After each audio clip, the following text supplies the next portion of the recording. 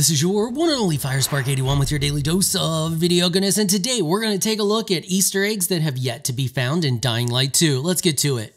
So there are still a lot of Easter eggs in Dying Light 2 to be discovered, and I was going through the game files and I found references to a bunch of different ones, and we are going to talk about those today.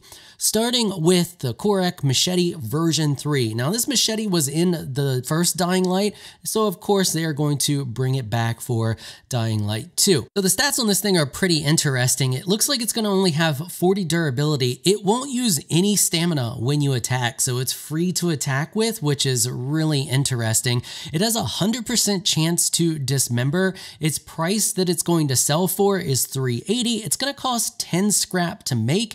It's going to be of violet rarity, and of course it has a craftable blueprint, so you can craft it over and over again, which is very interesting if that price of $380 is the actual price that it sells for after any type of deductions or whatever. So I'm not 100% sure in this game if it's coded that $380 is just the price, or that $380 is just the price and then they deduct stuff from it. So that would be what you would buy it from the vendor for, which you actually sell it for would be like half that or a fourth of that.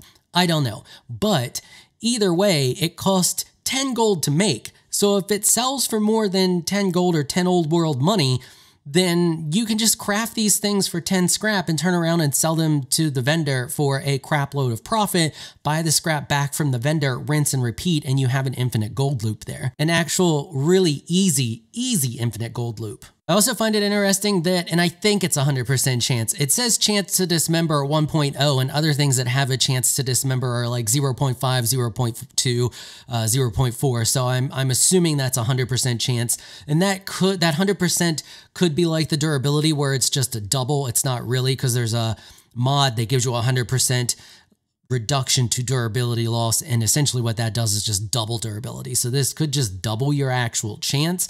Not 100% sure there, but still pretty interesting and fun. Next up, we have what's referred to as Hattie in the files, and it is a throwable hat, and it is an actual blueprint that you can recraft over and over again.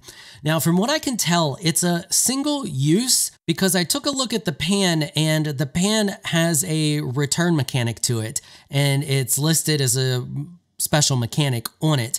I did not see that same mechanic reused for Hattie, which they've already done in a couple of other situations. In some of the Easter eggs that I found, they just reused the same line of text. So I don't remember, I think it was like boomerang effect or something like that, but a return effect for the pan. That was not in the Hattie pan. So it may only be a single use, which kind of sucks because it costs 369 scrap to make.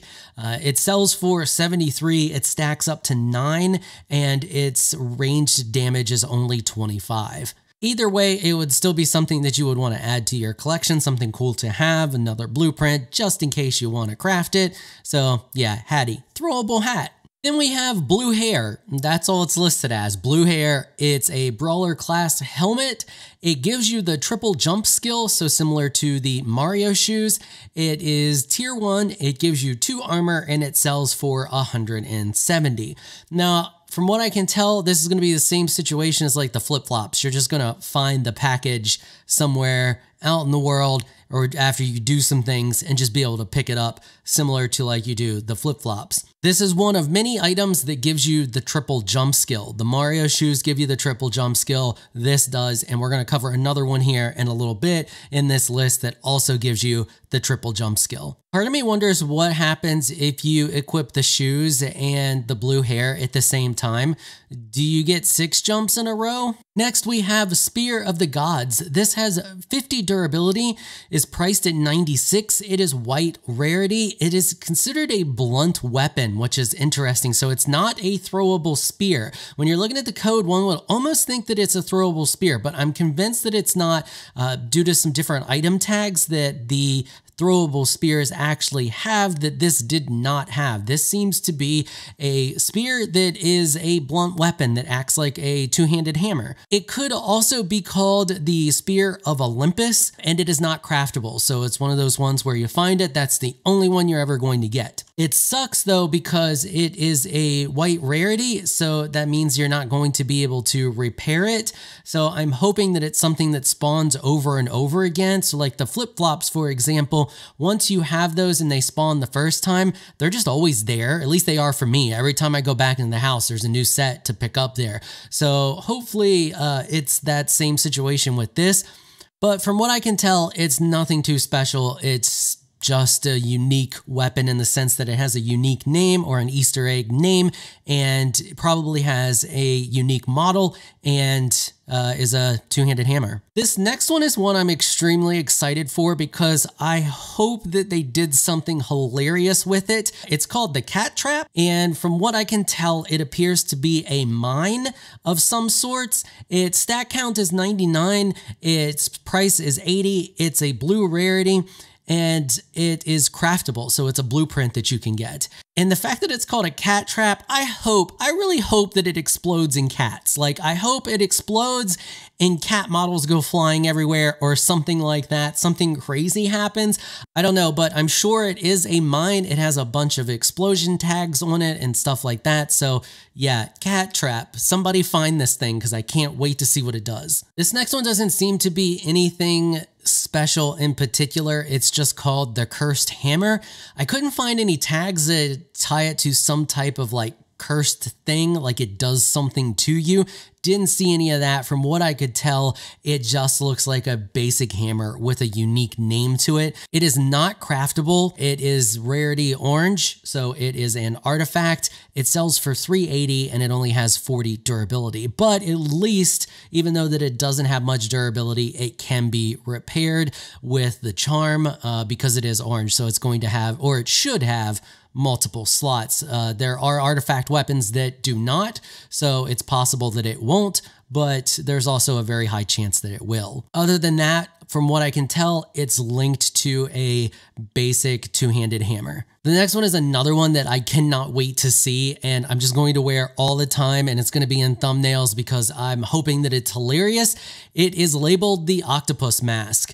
It is a brawler class headgear. It sells for $170. Its rarity is white, and it is another one that adds the triple jump skill. It only has 2 armor and is a tier 1 item. So obviously, other than the triple jump, you're just gonna wanna wear this one for your friends to show off and stuff like that. It's probably going, I hope it's just an octopus on your face. Like I really hope it is, but it's probably a shout out to something, some other game like Octopus Dad or something like that, possibly, because they seem to do that a lot in this game, but who knows? Somebody's gonna have to find it so we can find out. I'm pretty sure these next ones are a set and they are a shout out to the game Dead Island. There was a commercial for it or a trailer for it where there is a person running. I'm sure all of you who are fans of Techland games already know, or you've seen the Dead Island trailer that I'm talking about or video that I'm talking about. So it is the runner gloves, the runner tank top, and the runner pants. So the runner gloves are a brawler class and they sell for $880. They have 0 armor. They just have random brawler affixes to them, and they are rarity violet, coming in at tier 3. Then we have the runner tank top, which is a healer class. It is priced at $1,584. It is a violet rarity. It has random healer affixes to it, and it has 4 armor, and it is a tier 4 item. Then we have the runner pants. That is healer class as well, priced at $170. They are white. They have random healer affixes to them. They have 0 armor, and they are tier 1. Coming in with another armor piece, we have the Manhatan Gloves.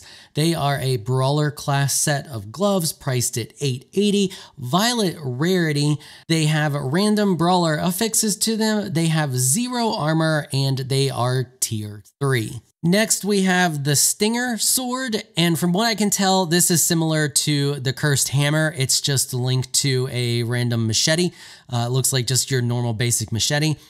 It has 40 durability, is priced at $380. It is artifact rarity, so it's orange, and it is not craftable.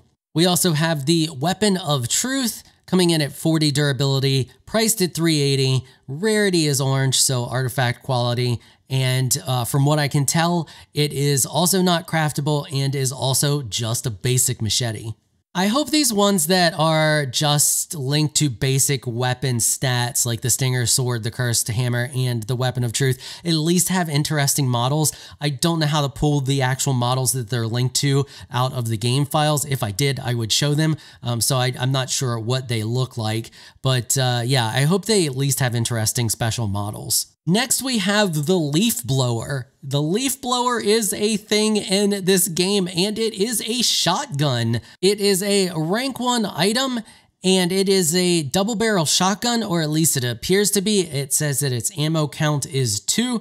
I'm assuming that means it fires 2 bullets and then you have to, well, 2 shotgun shells and then you have to reload it. What it uses for ammo, or if you get craftable ammo for it, I have no idea. It would be interesting if it used your scrap as ammo. If like you didn't craft anything and it just used however much scrap you have as ammo, I think that would be an interesting concept for this game, but it probably has some craftable ammo.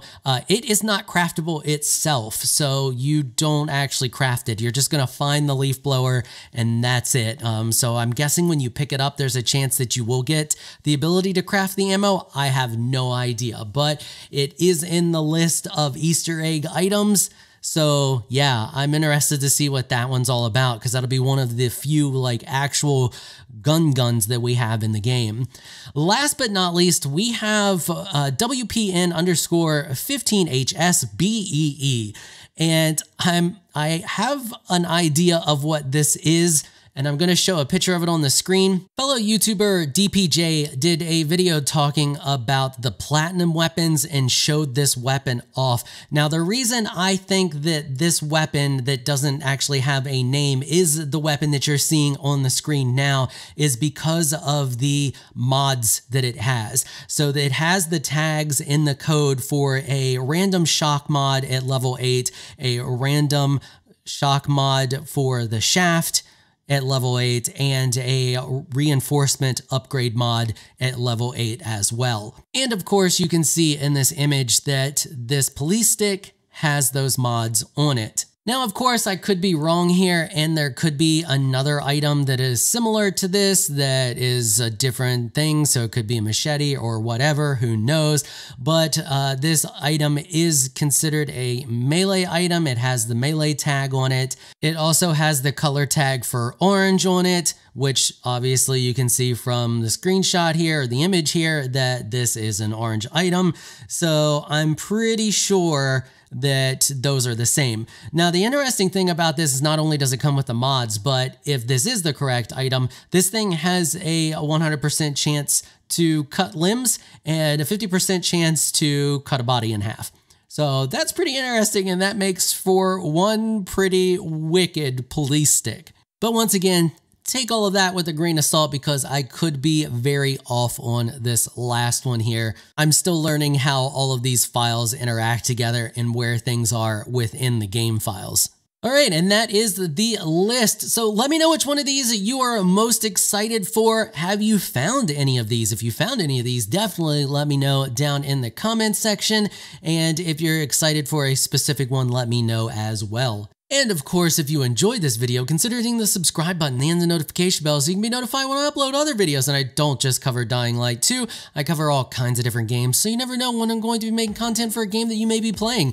All right, that is going to wrap it up for this episode. I want to give an absolute massive shout out and thank you to my supporters on Patreon for making this episode possible. Y'all are absolutely amazing people. If you would like to join my Elite Crew Patreon supporters, please check out the link in the description below. If you enjoyed this video, please leave a comment down below. Let me know what you thought. If you're shy, you don't like to comment, just hit that thumbs up button and share your support. Until next time, thanks for watching.